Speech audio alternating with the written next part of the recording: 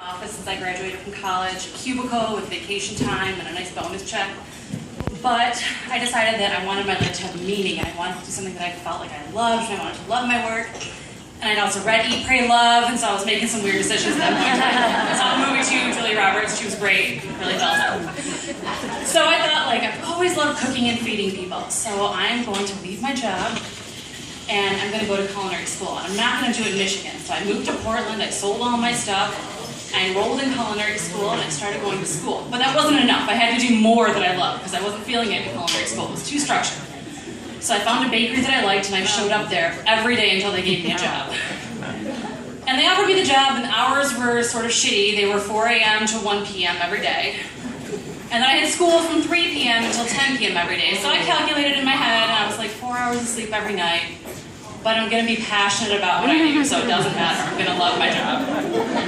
Like, $10 an hour sort of sucked, and no health insurance, and no sick days. But I was going to love what I did, and so it absolutely was not going to matter, because I was going to love this, and I was determined to have an adventure, and I was going to write a blog, maybe get a book deal. There were plans. They were long term.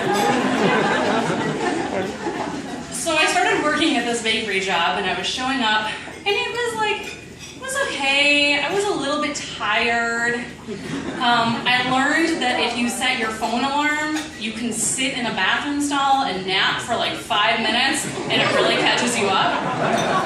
And I learned how to bike. I couldn't afford a car, so I would bike back and forth to work every day, and I was still okay with the lack of sleep and with all the cooking and everything. I had some nice knife scars on my arms, a couple little burns, but I felt like a badass. Like, all the other chefs were respecting me because I had scars that matched theirs now, and I really don't have a lot of tattoos to match theirs. And I didn't smoke pot in like the walk-in fridge like they all did, so that was the only way I was going to get the scars. And I just kept getting more and more tired, and I was learning how to like frost cakes, and I could make wedding cakes and macarons and croissant, but I felt like I wasn't getting as much out of it as I wanted to, but I felt like, no, because I love what I do, and this is my adventure, and I'm going to do it.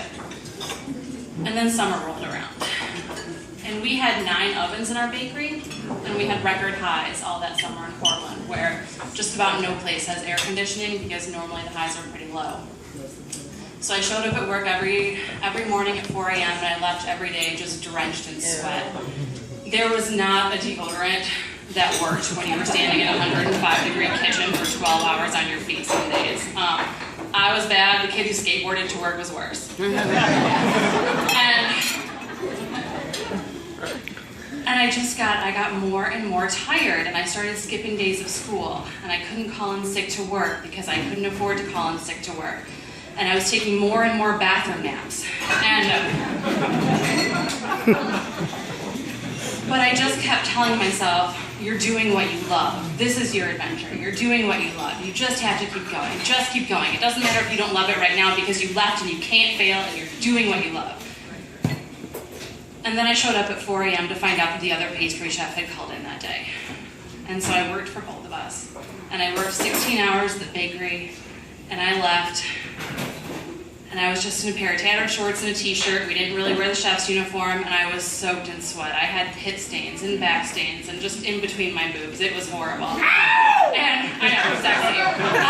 Control yourself in the audience. And there had also been, like, I had been making some pastry cream that day, and I had burned myself on my arms, all over my arms, and I had some, like, pastry cream stuck on my clothes, and I thought, like, fuck it. So I tied my bike up in the back of the bakery, and I was like, I'm going to treat myself to a $2 bus ride home today, because I deserve it. So I got on that bus, and I sat down, and I kind of had my head in my hands, and all of a sudden someone slipped something into my hand, and I realized that like a woman had walked by and put cash in my hand. And so it took me a second, but I realized that like she thought that I was homeless. That was how shitty things had gotten on my life's adventure.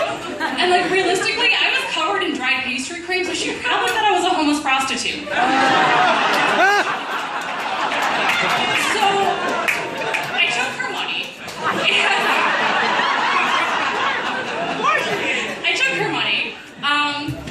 And I got off at my stop to go home, but that really started me thinking, because I realized that if I looked so bad that a stranger thought that I was homeless, that maybe maybe I didn't love what I was doing as much as I thought that I did.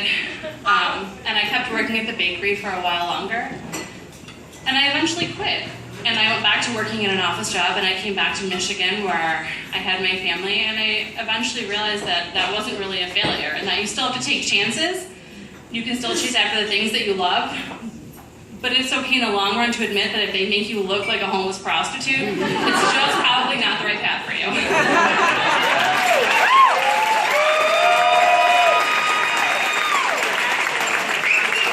Feldman, everybody, come on. You're doing good tonight.